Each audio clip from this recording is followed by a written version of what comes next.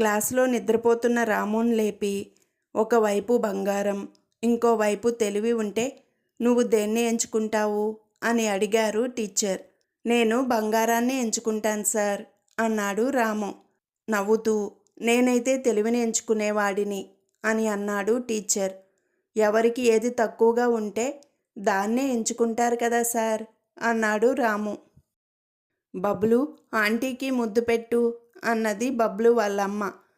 నేను పెట్టనమ్మా అన్నాడు బబ్లు. ఎందుకు పెట్టవు అని అడిగింది వాళ్ళమ్మ. ఉదయం నాన్న పెడితే గట్టిగా కొట్టింది అందుకే అన్నాడు బబ్లు.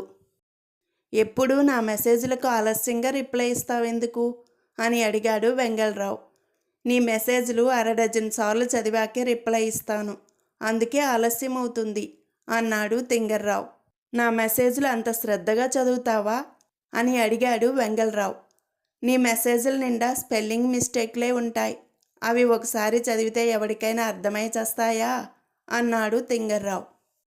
ఏమండి, ఇంట్లో ఎలుకలు ఎక్కువయ్యాయి, ఏం చేయాలి అని అడిగింది లీడర్ భార్య.